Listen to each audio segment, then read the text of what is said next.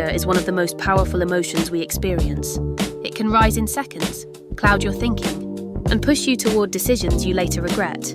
Most people believe that anger itself is the problem, but the real danger lies in the impulse that follows it, the urge to react before your mind returns to clarity.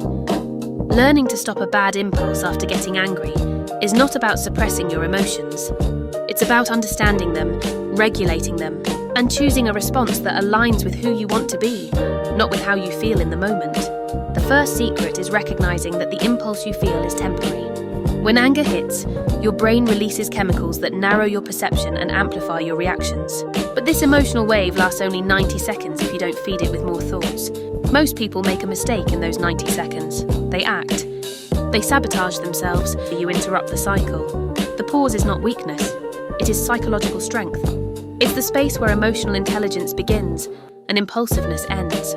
One of the most effective ways to stop a bad impulse is to focus entirely on your breath the moment anger shows up. When you breathe slowly and consciously, your nervous system receives a signal that the threat is not real. The body calms down, and the mind begins to reopen. Instead of reacting from a survival instinct, you begin to think again. You regain the ability to choose. This tiny shift, just a few seconds of controlled breathing, can prevent hours, days, or even years of consequences that come from acting on anger-driven impulses. Another important step is identifying the real source of your anger. Often, the thing that triggers you is only the surface. The impulse begins because something deeper is being touched. An insecurity, a past wound, a fear of losing control, or the belief that you are not being respected. When you understand what is behind your anger, the impulse loses power. You stop seeing the situation as an attack and start seeing it as information about your inner world. Emotional maturity begins when anger becomes a message, not a weapon. A powerful trick is to mentally step outside of the moment. Imagine you are watching yourself from the outside, like a third person observing the situation.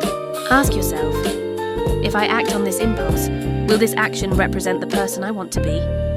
This question interrupts the emotional reflex and activates the logical part of your brain.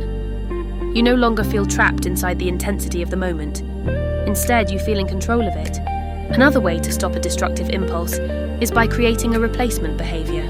The brain loves patterns. Shut down or overreact, your brain will go there automatically. But if you create a new pattern, like walking away for 30 seconds, drinking water, writing a note on your phone, or simply saying, I need a moment, you teach your mind a new exit route. Over time, this becomes your default response, and your impulses begin to weaken. Finally, the most important element is self-respect. Acting on anger often damages relationships, your peace and your self-image. But when you choose not to act impulsively, you strengthen your internal identity. You prove to yourself that you are capable of emotional control. You show yourself that you can protect your future from your temporary feelings. Every time you resist a bad impulse, you grow. Every time you pause instead of reacting, you build a stronger version of yourself. Stopping a bad impulse after getting angry is not about being perfect. It's about understanding that you always have a choice. The anger may arrive without your permission, but the response is always yours. And when you choose awareness over reaction, reflection over impulse, and calm over chaos, you discover that emotional control is not something you are born with.